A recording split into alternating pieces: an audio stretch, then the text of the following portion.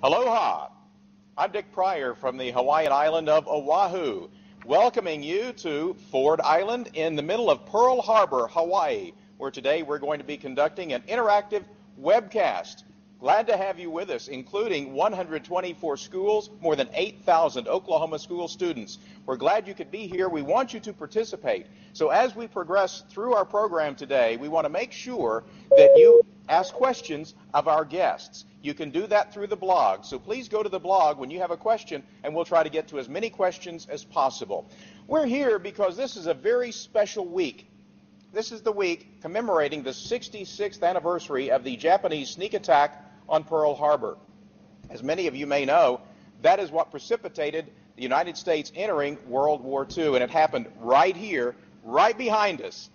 We are located at the spot almost exactly where the USS Oklahoma was moored. The USS Oklahoma was one of the battleships hit and sunk here at Pearl Harbor during that Japanese attack. And tomorrow, there's going to be a very special dedication ceremony. It's been 15 years in the making, but there will be a dedication ceremony tomorrow beginning at noon Hawaii time, 4 o'clock Oklahoma time, dedicating the brand new USS Oklahoma Memorial, just about 50 yards from where we're located.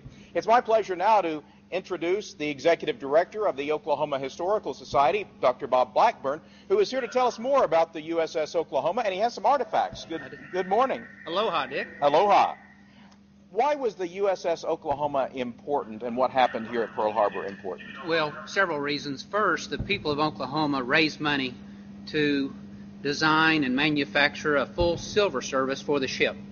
That silver service was on the USS Oklahoma until it was dispatched into the Pacific right before Pearl Harbor. We have that silver service on display at the History Center. And then the second reason is that we want to make sure that the service and the sacrifice of those sailors and Marines will never be forgotten. We have permanent exhibits at the Oklahoma History Center. We have large collections. I brought a few examples today. We have more than 60 interviews with the survivors off of the ship that'll be saved for all time. We have exhibits. We have the steering wheel, the aft steering wheel off of the ship that's on display today as we speak. We have scrapbooks. We have memorabilia on those sailors and Marines.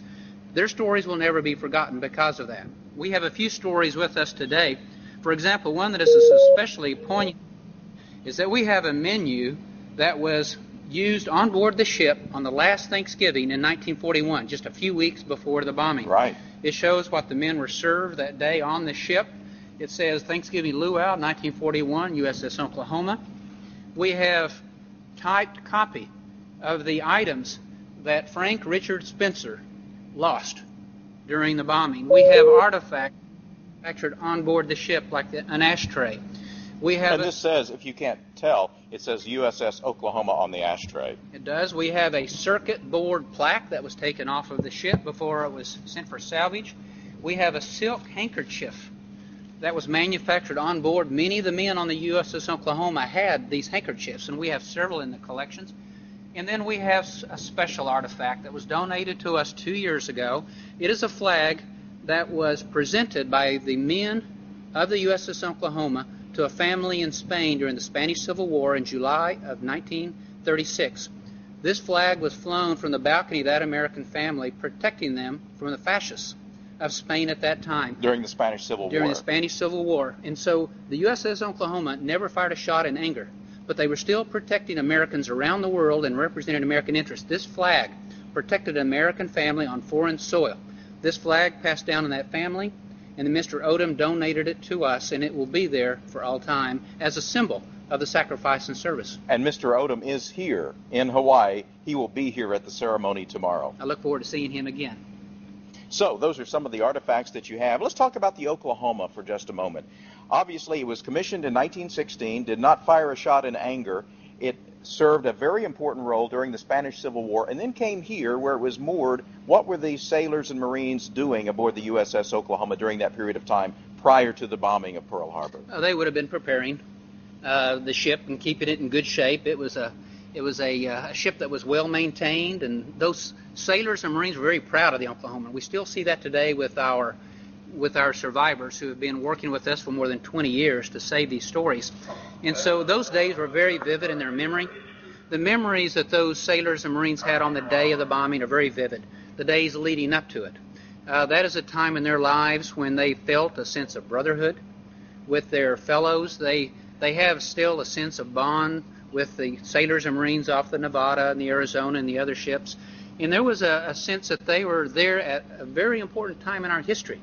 And so they have been donating their artifacts, their stories, to the History Center for the last 20 years. And we've been very fortunate to be able to work with these men who feel such that sense of brotherhood and bond. And I want to remind everyone, especially the students watching, that two of those veterans, two of the survivors of the USS Oklahoma are with us here today, and you'll have an opportunity to talk to them, ask them questions a little bit later. One of them probably had something to do with that menu, George Brown, who was the ship's cook on the USS Oklahoma. We'll have a chance to talk to him, maybe talk about what was on the menu that day for Thanksgiving. I'll leave this out. Fair enough. The USS Oklahoma was here right behind us. What you see behind us is the USS Missouri. The USS Missouri, Bob, was not commissioned at that time, early in the war, but it played a very important role in the end of World War II. The USS Missouri was where the actual surrender document was signed. You're right. There's so much history at Pearl Harbor. We have these stories that not only go out through our families of the servicemen who sacrificed so much, but this was the base of operations going into the Pacific Fleet, and then the Asiatic Fleet. And for the next 4 years, these men and women would be serving our country so faithfully. And this place is a special place just coming in today. You get this sense of history when you come here. And I'll encourage all Oklahomans to come to Pearl Harbor to see the memorial someday in the future so they can remember, to come to the History Center where we can see the stories of the individual men who served the country, and to see that silver service and the connection of Oklahoma to this battleship. I think it's a very special day, and I'm so pleased to be part of it with you. All right. Well, thank you very much, Dr. Bob Blackburn from the Oklahoma Historical Society. Thanks for coming. Glad to have you here in Hawaii. Thank you very much. All right. Very good. That's Dr. Bob Blackburn. And, you know, we were talking a little bit about the USS Oklahoma. The Oklahoma was actually moored directly behind us, right about where the Missouri is situated right now. We are on the west side of the Missouri, looking toward the west, and the Japanese planes came through Battleship Row and fired torpedoes. About 350 Japanese planes came into Pearl Harbor early in the morning on December 7th, 1941. 350 planes in two waves. There were actually two attacks, and they were looking for aircraft carriers. The aircraft carriers, however, were not here. The aircraft carriers were out to sea, so they did the next best thing, and they took on the battleships with their torpedoes. The Oklahoma was one of the first battleships hit. It rolled over 151 degrees into the water, mast down, as Paul Goodyear will be able to tell us a little bit later on. And at that point, the Oklahoma was sunk. Many of the crew got out. Many did not.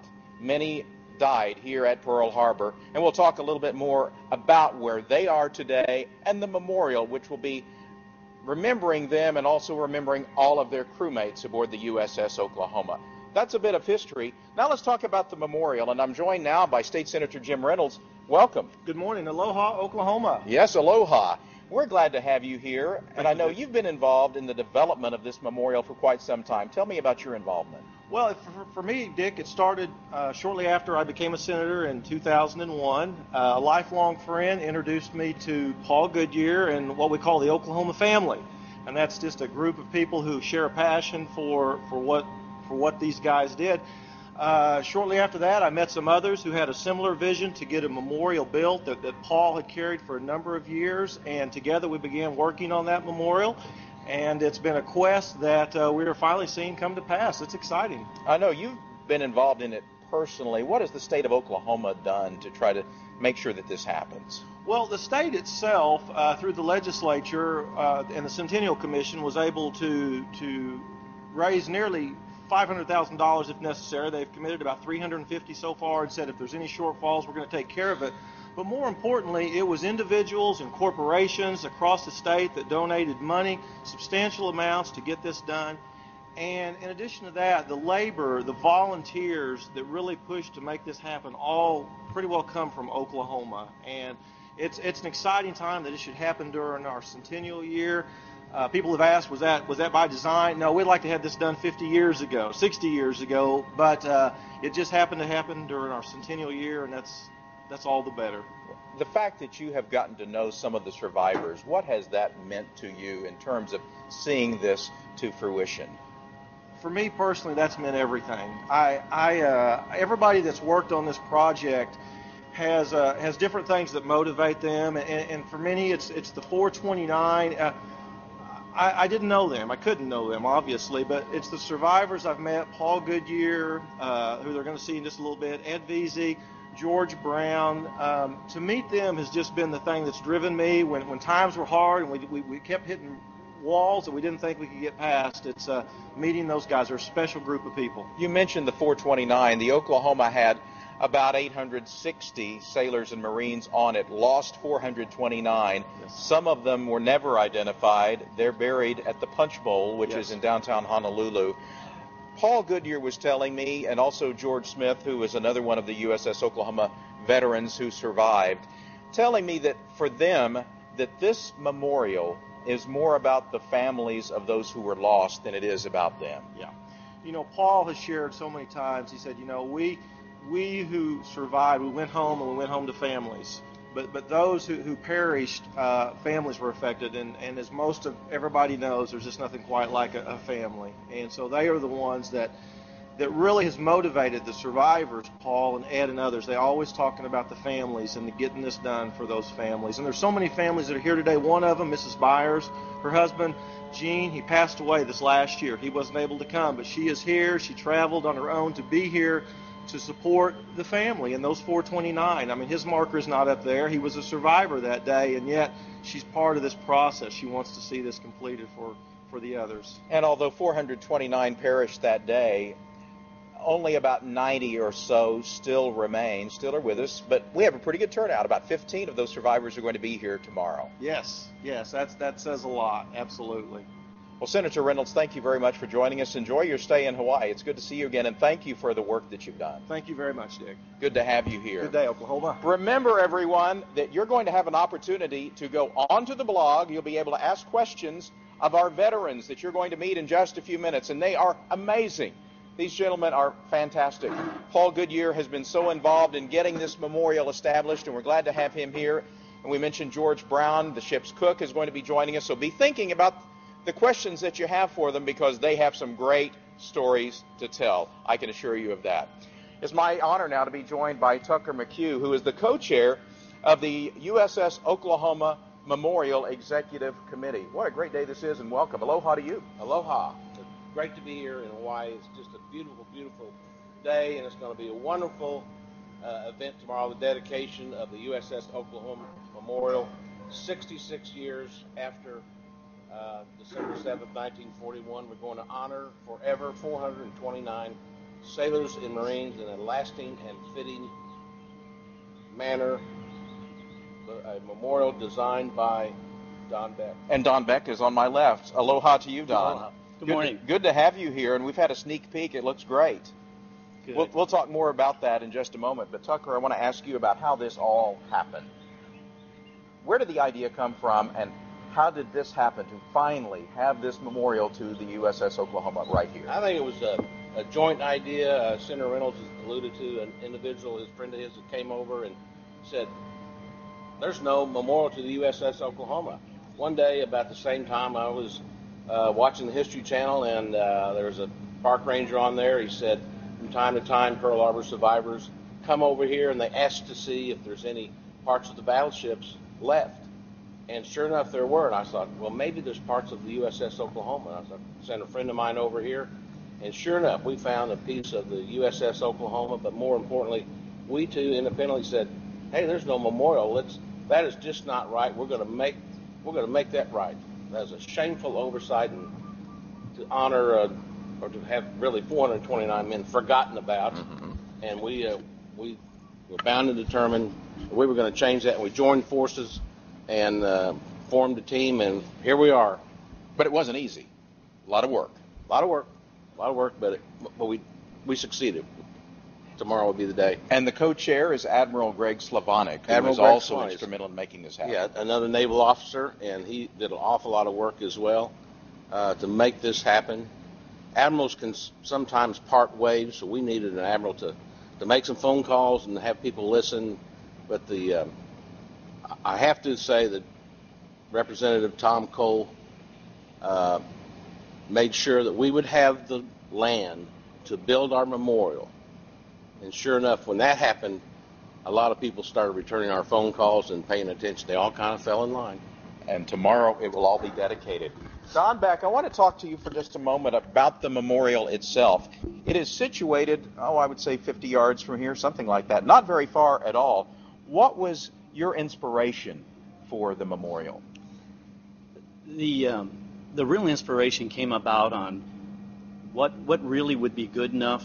Could there be anything designed good enough that would really give the respect of the 429 who lost their life? And that was a really deep concern with everybody.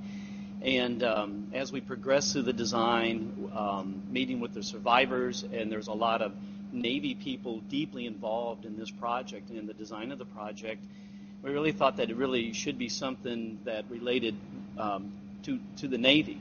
And we wanted the design to be more than just a plaque or names on a wall. We wanted it to be more interactive, so that if you chose to, you could be among the lost souls and walk among the lost 429 Navy and Marines. And so the way the design kind of evolved, we were out here a few years ago, and since there was never really a permanent home for the 429, we were out here looking at different sites, and a Navy ship was going by, and they were coming in off their tour of duty.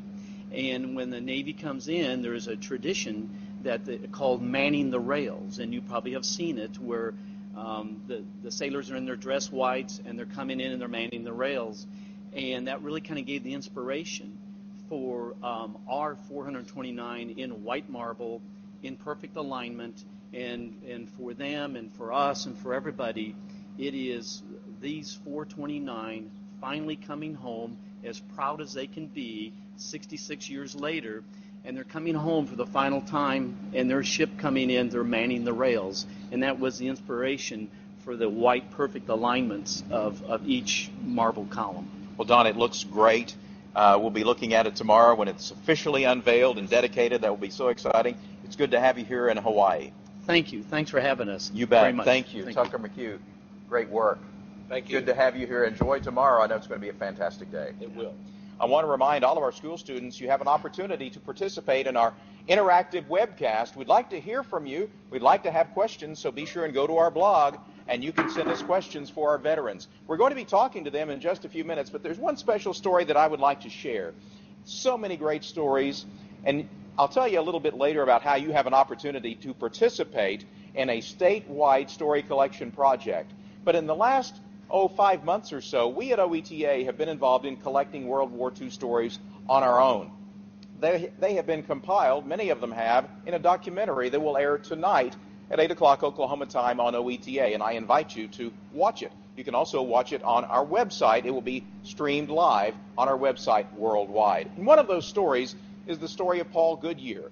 He was one of the sailors aboard the USS Oklahoma on the morning of December 7th, 1941, just before 8 o'clock in the morning, when Japanese planes entered Pearl Harbor and began bombing and torpedoing the battleships and other ships here in Pearl Harbor.